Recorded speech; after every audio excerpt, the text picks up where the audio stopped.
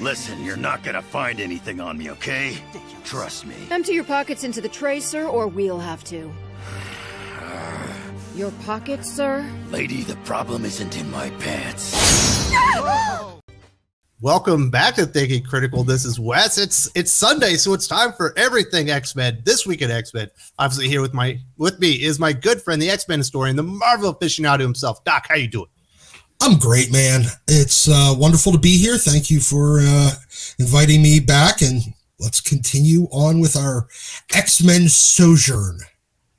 Interesting things came out. We finally got the big reveal and Children of the Atom that we all expected to come, except I guess there's one minor change in that. We've got Hugh Jackman updating people on whether or not he's interested in returning to the MCU, and a couple of other issues of note. We had X-Men Legends, I believe it's number 6, from Peter David, as well as the latest X-Force, which I'm going to be honest, a little preview, I'm a little bit depressed about. But first, let's get into the Children of the Atom. It was quite clear, at least from the first or second issue, that these were not mutants, that this was essentially a trans allegory story. Although one of the kids ends up being a mutant. I believe her name is Carmen. No big reveals here. It's essentially what we thought it was. Yeah, this had all the, M. Night Shyamalan, Vita Ayala, you are not. You lack in your ability to hide your future twists. It was pretty clear from early on that that's what it was going to end up being.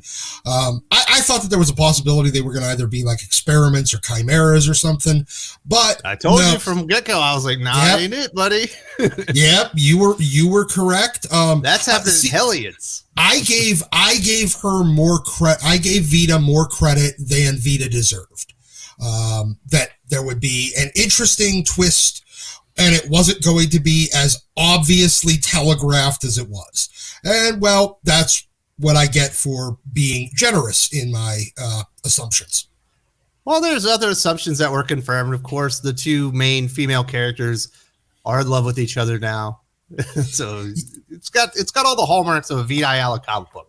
Yeah. And at some point, when you use the same beats and the same tropes over and over, it gets repetitive. It was boring before, and now it's just exceptionally boring. Yeah, it was boring, it was predictable, and it was disappointing. And the fact that it didn't really make sense from that first issue where both of the female characters were in love with the same guy and then they end up in love with each other. Great. I think that was what was supposed to be was the blonde lady was in love with the guy, and then the Carmen lady was in love with the blonde lady. It was supposed to be a love triangle. Never really fleshed out that way. I don't think they made that exactly clear with the writing, and it made it for kind of, I don't know, as expected. It just wasn't well executed on any level. Poor writing, predictable storytelling, all of the nuance of a sledgehammer to the kneecap, and just terribly boring as a result. So it is tying into Kamala's law. You can't have teenage superhero teams. So are the X-Men going to accept them and say, we know you're humans? At least most of you are humans, but we'll take on Krakoa. It would be absolutely unbelievable at this point, given what they've done with Franklin Richards. Yeah. But we'll see if they're able to keep any kind of continuity or semblance of logic within the entire X line. Well, I'm going to go with no, they're not going to accept them. I mean, they lied about who they were for the entire miniseries, wasted a bunch of the mutants' time, the X-Men's time, put the X-Men in danger at the end here for no apparent reason, because they brought a bunch of X-Men just so that they could get their powers dampened immediately and become damsels themselves.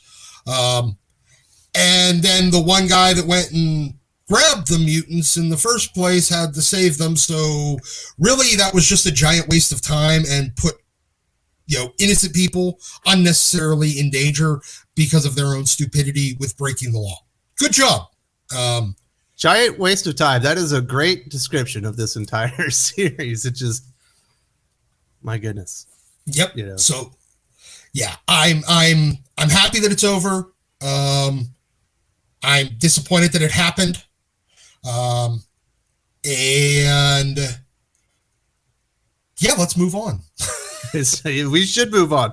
We've got the MCU. I don't know how you feel, Doc, but I personally feel like the MCU is trending downward fast. There doesn't feel like the enthusiasm for the movie universe is really there. Some people have really enjoyed this stuff on Disney Plus. Me personally, I've been underwhelmed for the most part. And I don't really see a like that jolt of adrenaline coming into the MCU until the X-Men return. And a lot of people, and I do mean a lot of people, would love to see Hugh Jackman return as Wolverine from his his Fox days when he had, I think, 8 appearances or 9 appearances as Wolverine. Now, Hugh Jackman is much older than he was when he first started. I believe it's been around for 20 years now. And this is what he had to say, which is probably going to let a lot of people down. It's in my past, man. Don't tell anyone, all right?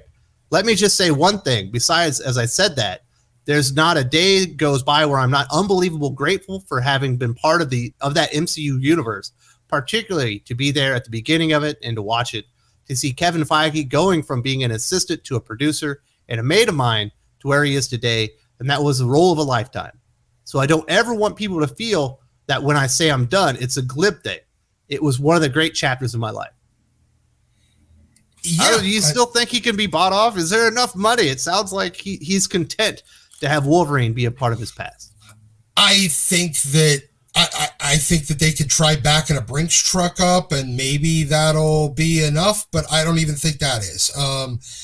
He's already said in the past that doing, there's a reason why he filmed the Wolverine Logan and Days of Future Past like right after each other, because he just couldn't at his age keep doing that kind of workout routine. Yeah, he was absolutely jacked, like into his 50s. Yeah, he was. I mean, the dude was ripped as hell and huge from basically taking the Rock's diet.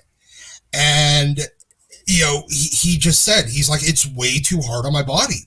It's way too much work. It's way too difficult. I can't keep doing this. And I think that that's where you're going to be. I mean, Hugh Jackman didn't start as a big guy. It's not like he's naturally built like a Dave Bautista or some of the other, wrestler turned actors. John Cena, The Rock. Yeah. Like a lot of those guys are just built big. Like they're naturally big. They've been big for their entire life. Whereas when Hugh Jackman has had to get ripped for Wolverine, it involves adding a lot of mass to him that he doesn't normally carry. And that's not something that he can keep doing. I don't even think I don't even know if he would be physically capable of doing it at his current age. I mean, it's been about 6 years now, 5 years since Logan came out, right? Mm-hmm. I don't, he even had trouble keeping the mass on for that movie. I don't see him being able to do it. Now, do I think it would be a big boon to the MCU, and especially even if it was just him as a cameo, possibly finally in costume? Yes, I think it would be enormous. I think it would actually bring a lot of excitement back that, as you said, the MCU is lacking right now. People look at Endgame as the end. It tied up a lot of things, and people are just done after that. So I think the casting for Fantastic Four and X-Men is going to be really important because they've essentially replaced a lot of the key characters as far as in the MCU. And then the stalwarts that are still there, they kind of made them into a joke. You've got Fat Thor, you've got a Dude Bro Hulk that are kind of annoying at this point. And they really need to nail like whoever it's going to be, Richard Reed, Professor X, Wolverine, potentially Magneto, Storm, some of the bigger players that are going to be coming into the universe and are going to be like front and center and going to be the main players, moving forward. And obviously Wolverine's the really big one. Yeah. I mean, you still theoretically have Deadpool that can make his way in, and that we've heard is going to be done, but I'll believe it when I see it, when it's done right in the MCU.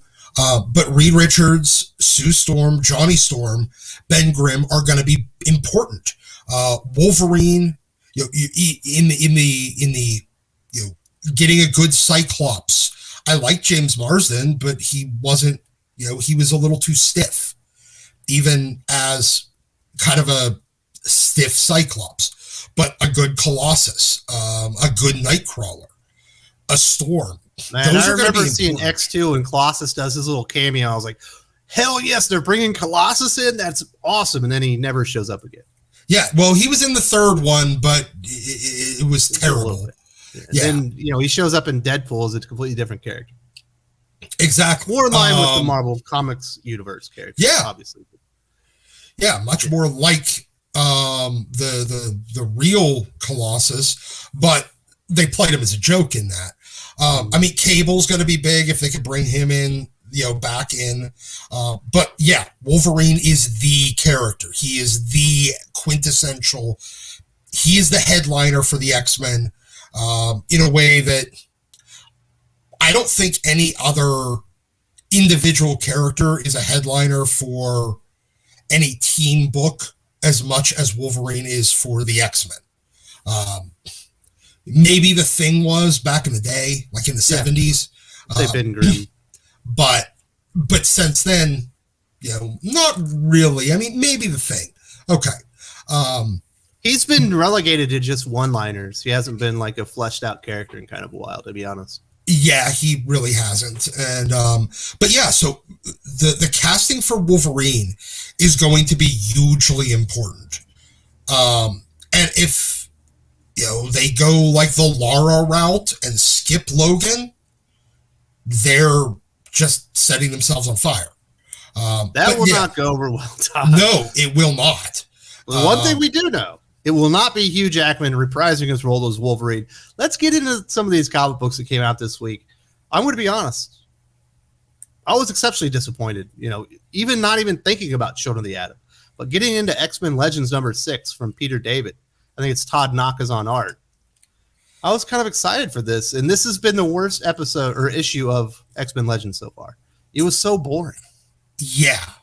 This, I feel like, while the art was great from Todd Knock, it's like Peter David just didn't have a story he wanted to tell, so they said, we'd like you to do some more X Factor, and he's like, well, I have nothing left to say. I guess I could find one spot and we can do a courtroom drama. Yeah, and it didn't even really fit anywhere. That's the thing. Like, at least like the Fabian and Brett Booth issues, the Walt and Louise issues, those almost were like 0.5 issues. Like, they fit right between two other issues. This could have gone pretty much anywhere in the first about 50 issues of Peter David's X-Force or X-Factor. It didn't have any major bite to it. It didn't have anything. I mean, there was nothing really to this. It was just a very, very throwaway story. At least everything else added something to the existing mythos. This really didn't. And it was terribly disappointing. I would have much preferred, it was obviously a Reign centric story. Or at least they tried to make it one. This would have been much better if they would have done like just an issue, like 2 issues of Reign and Havoc pre-X Factor whenever she was bonded to him, and they were still like trying to rebuild Genosha right before X-Force or X Factor number 71. Like it to be like an X Factor 70.5 issue. It would have worked. The only thing I liked about this, Doc, was Dr. Doom. I like Dr. Doom, especially real Dr. Doom showing up, because in the last issue there was a Doombot. That was great. Yeah, that was the only thing that landed in the entire issue. Yeah, it really did. Like the ridiculous senators and prosecutor, or well, I guess it would be the U.S. attorney, and the senators. Those were, I think they were he was trying to play them for laughs too. Like them being all incredulous. They were just flat. Everything was flat. And nothing really hit in this, and I was terribly disappointed. I mean, it wasn't terrible, but it was just boring, and it was bland. And I'm waiting for Chris Claremont to come on, obviously, the next issue. That'll be... I thought the next 2 issues were Larry Hama. Oh, yes, we're getting Wolverine, and then Claremont's coming up. Yeah. Larry Hama Wolverine should be fine. We got that Wolverine anthology with 3 stories about 1.5 years, 2 years ago, and his story was fine. It was good. Yeah. But I think that this is, I think this is the next couple issues with Larry Hama, because this fits into a certain era of Wolverine, whenever Wolverine and Jubilee were running around, and she was kind of a regular guest star in the solo book during the Mark Silvestri era. And I'm looking forward to that. Maybe I just had too much expectation after the first 4 issues of X-Men Legends for these last 2. And I expected, especially since Peter David has been doing, especially digging into the past and doing random stories recently, like Maestro and Symbiote Spider-Man. He's been kind of knocking it out of the park with that. So I'm a little disappointed in what we got in this. I guess he was due for a miss, because this one definitely missed a mark. I'll give it like a 2.5, 3 star. On the verge of possibly recommending, because it's not bad. It's just not good at all. Yeah. All right, let's get into X-Force 22. This is a comic I didn't want to read. I decided to jump into it anyway. For the purposes of the show, Doc, because I love you and I love the viewers.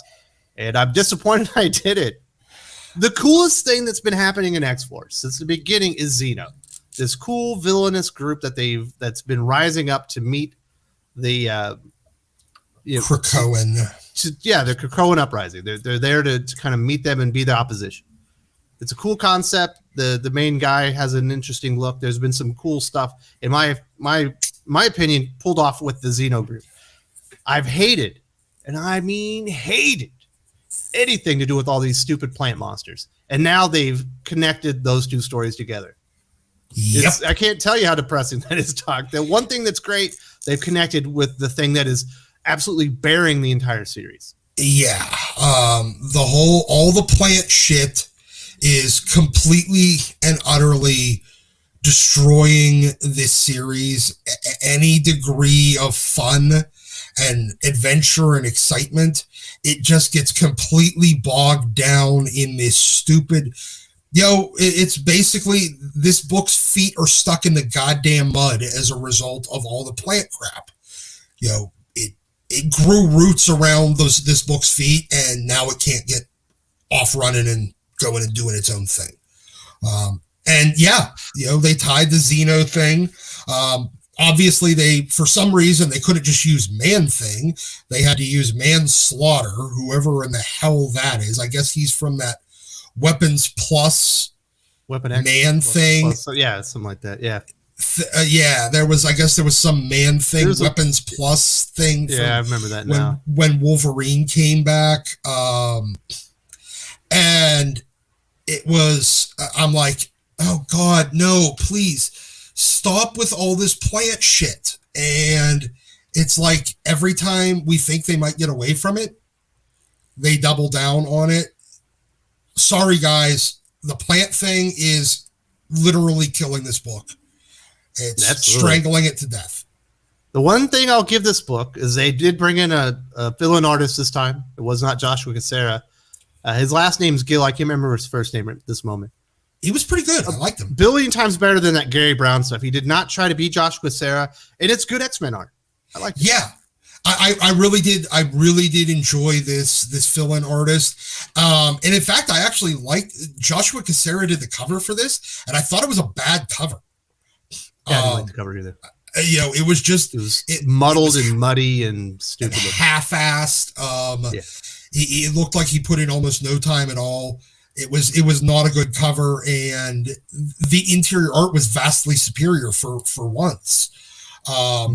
And I did really enjoy the artist. So wherever this guy ends up, this whatever his name Gil is, I'd like to see more art from him, hopefully in a book where he can really flex a little bit, because this time around, even his action scenes were kind of they were boring as the result of all this plant crap.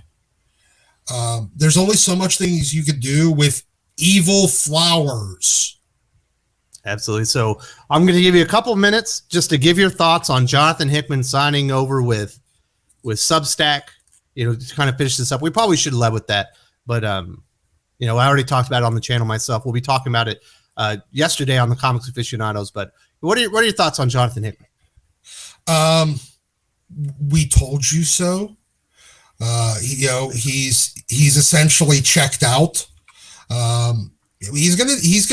He'll still show up, and he's going to do a handful more. From what I understand and what I've heard, at least in one rumor, he's got one more major miniseries left after Inferno, and then he's entirely done. And it's going to be the Moira X series that we've been getting hints at since the beginning of this, the Dawn of X era that was announced and then never came out. That's what we're going to get for the last of it. And then he's going to be done, and he'll, more power to him going over to Substack. At least he's going to make money. He's going to do whatever he wanted. I feel like this is the deal that he thought that the Decorum project was going to turn into.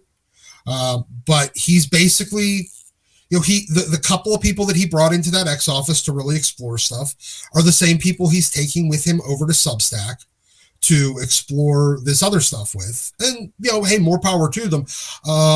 Get out of my X office if you're going to. I don't think that. Jonathan Hickman was the problem, but we never got they never fulfilled the promise of what House of X and Powers of 10 really set out, except for a couple of spots here and there, a few X-Men issues. Sounds like this Inferno, and it's disappointing. It should have been great, and it's just been lackluster. It should have been, and I feel like by the time we're done with his X-Men run, the giant-sized X-Men 5 issues, Inferno and Moira X, will get about 13 actual issues of good Jonathan Hickman that was actually telling the story he intended to, and about 20 issues of wasting our time. Yeah, I do not blame him for what he's doing, and I do want to say thank you very much, Doc, for joining me today, talking about This Week in X-Men. Had a really good time. It was a bad week. What can you say? I can't shine a turd, Doc.